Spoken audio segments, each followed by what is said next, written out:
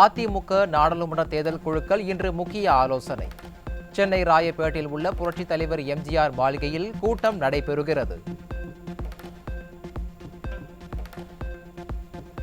தஞ்சாவூர் மாவட்டம் வல்லம் பிரிவு சாலையில் அமைக்கப்பட்டுள்ள 70 அடி உயர கம்பத்தில் கழக கொடி ஏற்றினார் அதிமுக பொதுச் செயலாளர் எடப்பாடி கே பழனிசாமி. தஞ்சை மாநகர கழகம் சார்பில் கழக பொதுச் செயலாளருக்கு நினைவு பரிசு வழங்கப்பட்டது.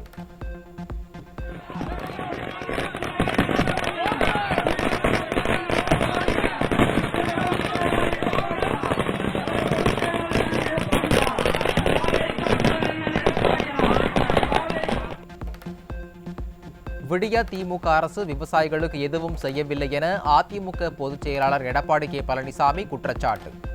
விவசாயிகள் வாழ்வில் ஏற்றம் பெற கடுமையாக உழைத்த அரசாங்கம் அதிமுக மட்டுமே என பெருமிதம். விடியா திமுக அரசு பொறுப்பேற்று 2 வருடம் 8 மாத காலம் ஆகிறது. விவசாயிகளுக்கு என்ன செய்தார் என்பதை நீங்கள் எண்ணி பார்க்க வேண்டும். நம்முடைய நீருக்காக போராடி வந்தோம். புரட்சித் தலைவர் எம்ஜிஆர் காலத்திலிருந்து புரட்சித் தலைவர் அம்மா காலம் வரை சட்ட போராட்டம் நடத்தினோம். அனைத்து வாக்குறுதிகளையும் நிறைவேற்றிவிட்டதாக ஸ்டாலின் மக்களை ஏமாற்றி வருவதாக கழக பொதுச் செயலாளர் எடப்பாடி கே பழனிசாமி குற்றச்சாட்டு. அதிமுகவை எந்த கொம்பனாலும் ஒன்றும் செய்ய முடியாது என்று சூளுரை.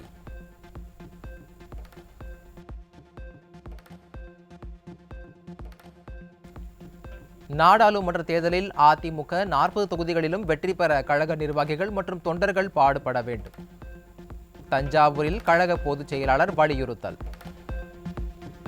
மக்களுக்கு உழைப்பதுதான் அதிமுகவுடைய லட்சியம். அதை நிறைவேற்றுவதுதான் நம்முடைய கடமை. அதே வருகின்ற நாடாளுமன்ற தேர்தலில் 40 இடங்களிலும் வெற்றி பெறுவதற்கு உழைக்க வேண்டும். மக்களை பற்றியோ விவசாயிகளை பற்றியோ கவலை இல்லாமல் உதயநிதியை முதலமைச்சராக ஆக்குவதிலேயே விடியா திமுக தீவிரம். ஒரே குடும்பத்தின் கையில் தமிழகம் சிக்கி சீரழிக்கப்படுவதற்கு முடிவு கட்ட வேண்டும் என அதிமுக மாநிலங்களவை உறுப்பினர் சி வி சண்முகம் வலியுறுத்தல். இந்த அரசுக்கு மக்களை பற்றி சிந்தனை இல்லை, கவலை இல்லை, விவசாயிகளை பற்றி கவலை இல்லை, மாணவர்களை பற்றி கவலை இல்லை. அவருடைய கவலை எல்லாம் அவருடைய மக உதயநிதி ஸ்டாலின் எப்படா முதலமைச்சராக. திமுக என்ற ஒரே குடும்பம் இன்றைக்கு கொள்ளையடித்துக் கொண்டிருப்பதாக அதிமுக மாநிலங்களவை உறுப்பினர் சி வி சண்முகம் குற்றச்சாட்டு. நிர்வாக திறனற்ற பொம்மை முதலமைச்சர் ஆட்சியை வெறுத்து விடியா திமுகவினர் புலம்புகின்றனர் எனவும் விமர்சனம். திமுக தொண்டனே பாவம், அவனே சொல்றான். என்ன சொல்றான்? இவன் இருந்தா என்ன, போனா என்ன? யாரு அவன் கட்சிக்காரன்? ஏன்னா அவன் அந்த அளவுக்கு வயிறெறிறான்.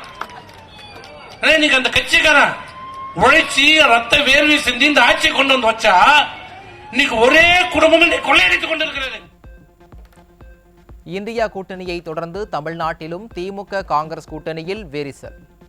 நாடாளுமன்ற தேர்தலில் காங்கிரஸ் 21 தொகுதிகளை கேட்கும் நிலையில் ஒற்றை இலக்க தொகுதிகளை மட்டுமே தர முடியும் என திமுக முரண்டு பிடிப்பதால் காங்கிரஸ் தலைமை அதிருப்தி.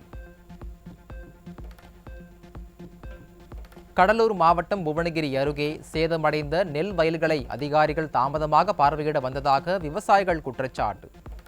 இழப்பீடு உரிய நேரத்தில் கிடைக்கவில்லை என விவசாயிகள் வேதனை. தமிழகத்தின் இருவேறு இடங்களில் நடந்த வாகன விபத்துகளில் 3 உயிரிழப்பு. விபத்துகளில் படுகாயமடைந்த 90க்கும் மேற்பட்டோர் மருத்துவமனையில் அனுமதி. தேனி மாவட்டம் உத்தமபாளையம் அருகே பருவநிலை மாற்றத்தால் கொட்டி தீர்க்கும் பனி பொழிவு. பன்னீர் திராட்சைகள் பந்தலிலேயே அழுகி உதிர்ந்து விடுவதாக விவசாயிகள் வேதனை. உதகையில் குறைந்தபட்ச வெப்பநிலையாக 0.8 டிகிரி செல்சியஸ் பதிவு. உறைபனியின் தாக்கத்தால் பொதுமக்களின் இயல்பு வாழ்க்கை பாதிப்பு. பிப்ரவரி 1ஆம் தேதி முதல் டாஸ்மாக் கடைகளில் பீர் மற்றும் குவார்ட்டர் விலை 10 ரூபாய் உயர்கிறது.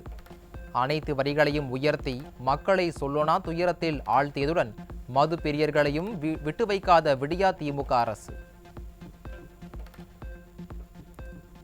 நன்னிலம் சுற்றுவட்டார பகுதிகளில் 1,40,000 ஏக்கர் சம்பா தாளடி பயிர்களை காப்பாற்ற மேட்டூரில் இருந்து தண்ணீர் திறக்க வேண்டும்.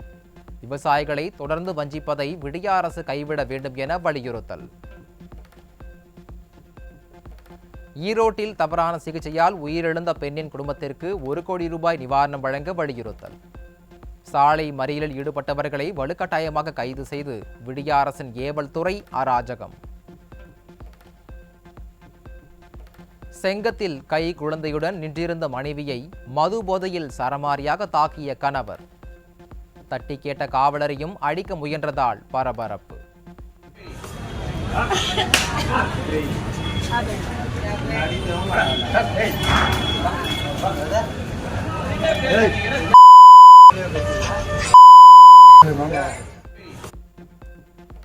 பீகார் மாநில முதலமைச்சர் பதவியில் இருந்து ராஜினாமா செய்ததுடன் இந்தியா கூட்டணியில் இருந்தும் வெளியேறினார் நிதிஷ்குமார்.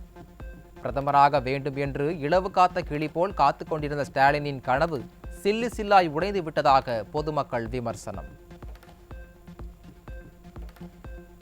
வாரணாசியில் உள்ள ஞானபாபி மசூதியில் இந்து கடவுள்களின் கற்சிற்பங்கள் இருப்பது தொல்லியல் துறை ஆய்வில் கண்டுபிடிப்பு. சிவலிங்கம், விஷ்ணு சிலைகள் உள்ளிட்ட 55 கற்சிற்பங்கள் இருப்பது தெரியவந்துள்ளது. வானிலை குறித்து ஆய்வு செய்ய உதவும் அதிநவீன இன்சாட் 3DS செயற்கைக்கோள் பிப்ரவரியில் GSLV F-14 ராக்கெட் மூலம் விண்ணில் செலுத்துகிறது இஸ்ரோ.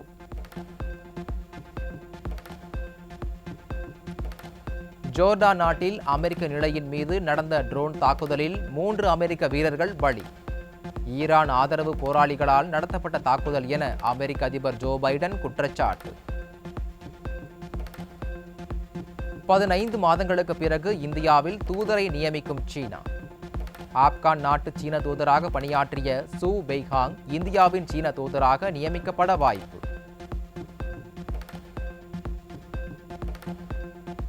ஹைதராபாத்தில் நடைபெற்ற இந்தியா இங்கிலாந்து இடையிலான முதல் டெஸ்ட் கிரிக்கெட் போட்டி. அனைத்து விக்கெட்டுகளையும் இழந்து இந்திய அணி அதிர்ச்சி தோல்வி.